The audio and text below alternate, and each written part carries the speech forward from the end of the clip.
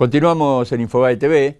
El juez de Nueva York, Tomás Griesa, llamó a la República Argentina para el próximo lunes a estar allí. Hay una nueva reunión para seguir el tema de la deuda. Esta decisión que tomó la Corte Suprema de los Estados Unidos el 16 de junio pasado de no tomar el caso argentino, indudablemente sorprendió a todo el equipo económico, también a la presidenta Cristina Fernández de Kirchner, y bueno, las consecuencias son lo que se llama una situación de default técnico que está la República Argentina.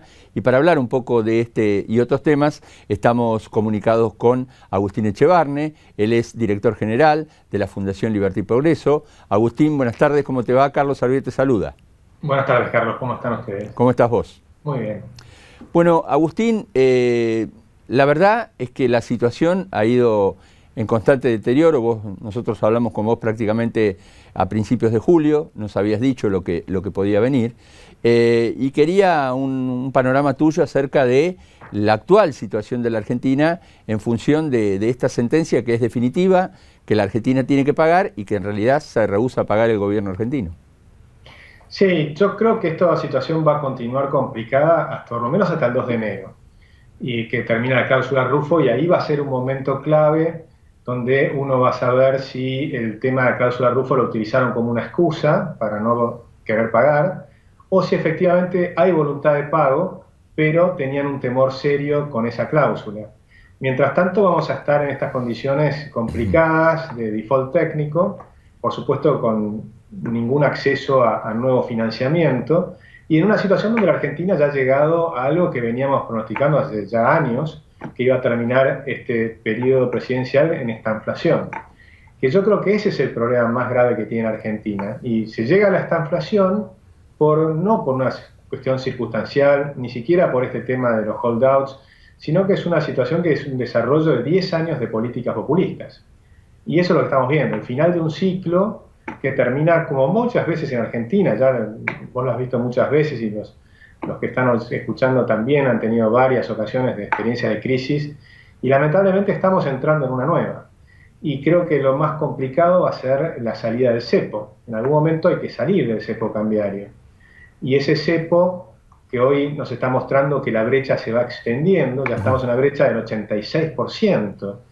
Realmente es una brecha muy, muy importante. Con lo cual es una expectativa desmedida de devaluación. Y todo esto se resume en el fondo en un problema grave que es el déficit fiscal.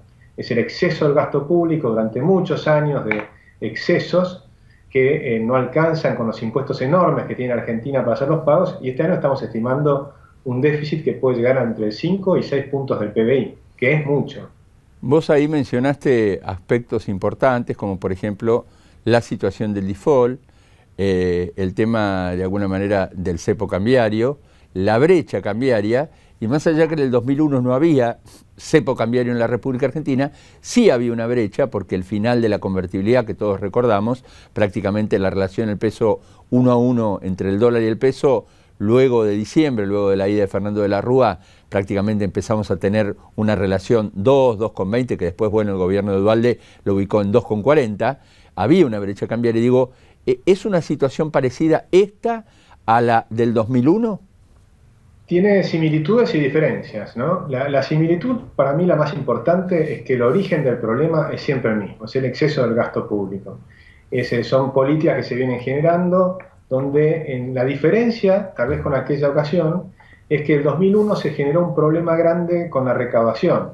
La recaudación venía cayendo porque Argentina sufrió los embates de 6 crisis internacionales, que empezaron en el tequila en el 95, pero después estuvo en Hong Kong y Tailandia en el 97, en el 98 fue la crisis de Rusia, en el 99 fue la crisis de Brasil, que como era nuestro vecino y muy, muy importante, realmente afectó mucho a la Argentina. Y los precios de los commodities de nuestras exportaciones venían cayendo muy, muy fuerte. Con lo cual todo eso complicó el lado de la recaudación y por lo tanto había déficit fiscal.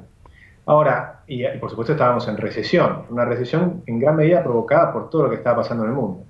En la ocasión actual es distinto, porque en realidad tuvimos años muy buenos, precios de los commodities, excepto estos últimos 3-4 meses que viene cayendo el precio de la soja, la verdad es que tuvimos una década de excelentes precios de los commodities, sin grandes crisis internacionales, porque hoy no hay una crisis internacional importante, sí la hubo en el año 2008-2009.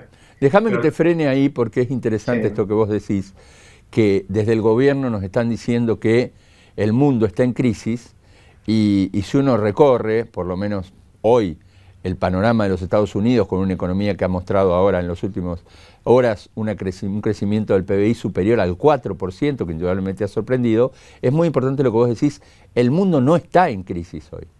No, el mundo de hecho este año ha sido un año bastante bueno, digamos, con dificultades en algunos países. En América Latina se está creciendo menos que en otros años, pero se está creciendo menos, no es que estás en recesión.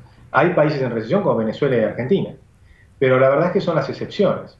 El resto del mundo está bastante mejor. Estados Unidos, como tú dices, está en 4,6% del crecimiento, es un crecimiento sólido. En Europa es un crecimiento mucho menos sólido, pero también la economía, si uno mira los últimos 5 años, no es el peor de los años. Viene más o menos creciendo poco porque tiene dificultades claramente.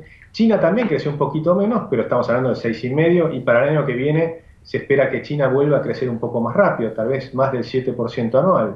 De forma tal que no hay una crisis internacional o de las magnitudes que hubo cuando hablábamos de la crisis de Rusia, de la crisis de Hong Kong, de Tailandia, de Brasil en el año 99, que fue realmente muy, muy fuerte, ¿no? Con lo cual, eso es una diferencia. Lo que ha pasado es que hay un desmadre fenomenal de gasto público. Y ese es el problema. El problema es que, si ustedes recuerdan, ¿te acuerdas lo de Manrique, que en el año 71 hizo le permitió a algunas personas jubilarse que no han hecho los aportes? Bueno, ahora lo hicieron masivamente. 3 millones de personas y este año sumaron otras 500.000 adicionales. Ahora esos son 3,5 millones de cheques que hay que pagar todos los meses del Estado, y eso es irreversible. Y luego también tienes todos los planes sociales, que si uno suma todo, que son cerca de 8,5 millones. Si a eso además le agregas el empleo público, que subió desde 2.100.000 hace una década, ahora estamos en 3.700.000 personas, eso te da un total de cheques que paga el Estado todos los meses, que realmente es impagable. Entonces estamos en una cifra del 46-47% del PBI de gasto público. Jamás en la historia la Argentina tuvo ese tipo de gasto público, no hay posibilidades de seguir pagándolo, y ahora empieza la caída del precio de la soja, que agrava el problema. Para el año que viene vamos a tener no solo menor cantidad de dinero por dólares por caída del precio, sino que además la soja de segunda en algunos lugares ya no es rentable, entonces va a caer la superficie sembrada, con lo cual la cosecha no va a ser la mejor, y con los precios son bastante peores que los del año pasado. Siguen siendo mucho más altos que hace 10 años, pero vienen cayendo de $500 a 339, ¿no? Agustín, otro de los temas, vos hablaste ahí del tema de la deuda, y ahí hay una diferencia importante, yo diría una paradoja, porque la Argentina hoy tiene un problema de deuda y tiene la relación deuda-PBI más baja prácticamente de los últimos 30 años. Entonces, no estás tan mal, digamos, porque siempre salió la Argentina por el tema de la reestructuración de la deuda. Y hoy en realidad la relación es prácticamente 40% del PBI frente al 2001, que llegaba prácticamente al 120%. Bueno, yo tengo números un poco diferentes. La deuda que vos dices del 140% no era así. En el 2001, antes de la devaluación, es decir, en el 2001 no se devaluó, se devaluó en el 2002. Cuando se fue Menem, la deuda era el 50% del PBI. Y con De la Rúa subió a 54% del PBI. Luego con Duhalde, con la fenomenal devaluación, que fue brutal, 200%, ahí fue cuando... Sí, estoy hablando de esa transición, digamos, ¿no? Claro, en esa transición sí fue un salto muy grande. Pero la deuda actual es mayor que la que se dejó Menem, no es menor. De hecho, lo que ocurre es que hay parte de la deuda que no está publicitada, que todavía no está instrumentada. Este gobierno ha generado un salto de deuda importante. Vos estás hablando ahí de deuda no registrada. Estoy hablando de deuda no registrada y también de deudas que estamos chupando del ANSES, estamos tomando dineros del Banco Central y demás. Cuando uno toma toda la deuda de la Argentina, hoy nosotros estimamos en 271.000 millones de dólares. ¿Sí? También ahí incluyo los holdouts y también se incluye la deuda con los jubilados, que no se está pagando. Hay 300.000 juicios con jubilados y hay potencialmente, son 1 millón. No todos van a ser juicios, pero se estima que pueden llegar a 500.000. Cuando uno mira estas cifras, recordás que Caballo en su momento tuvo que sacar los bocones para jubilados, los bonos de consolidación de deuda. Bueno, el próximo gobierno va a tener que volver a hacer lo mismo, va a tener que hacer un bono de consolidación de deuda con los jubilados porque hay que pagarles, han ganado los juicios. con lo cual es deuda que es cobrable, la tienen que pagar. Esos son cerca de 20.000 millones de dólares. Entonces, y además ahora se están acumulando deudas con proveedores. Si, por ejemplo, Argentina está importando 100 barcos de gas por año y hay unos cerca de 20 que no está pagando.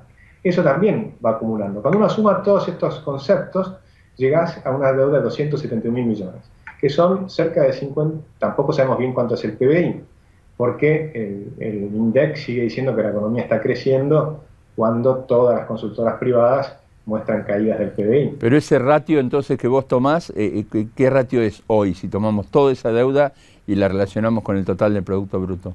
Nosotros estimamos que están cerca del 55%, y con lo cual es un poco mayor a la que tenía de la Rúa, apenitas mayor, digamos en la misma magnitud. La diferencia es que hoy seguimos en default. La otra diferencia es que como una parte importante de la deuda fue reestructurada, tenemos plazos largos y con tasas que no son tan altas. Pero cada vencimiento implica recolocarlo a las nuevas tasas, y en un país en default las tasas son altísimas. Porque un tema que hay que comprender es que la deuda que no se paga no es deuda que desaparece, sino que es deuda que sigue creciendo. La deuda de los holdouts cuesta tanto dinero pagarla precisamente porque no se pagó, porque no se negoció. Entonces, por no haber negociado, ellos siguen acumulando intereses a tasas de 2 dígitos. Es una deuda que tiene tasas de 2 dígitos, se duplica cada 7 años. Entonces, 14 años en default, o 12 años en default, es una deuda que se ha multiplicado por 2,5 veces. Así que toda la deuda que no se va, lo mismo pasó en otra medida, porque las tasas son menores, con el Club de París. Con el Club de París no solo pagamos los intereses, sino también las multas. Ahora reconocimos todas las multas y se van a hacer en 5 pagos el pago de la deuda del Club de París. Es decir, que todos estos componentes de la deuda siguen estando y han crecido mucho. De forma tal que no es cierto lo que el gobierno dice cuando habla de desendeudamiento. Lo que sí es cierto es que una parte importante de la deuda hoy es deuda interna. Es deuda con la ANSES, es deuda con los jubilados, etcétera, ¿no? Y con bonos, muchos de ellos, en algunos casos, tienen legislación nacional también. Agustín Echevarne, director general de la Fundación Libertad y Progreso, como siempre, muchísimas gracias por haber estado con nosotros aquí en Infobae TV.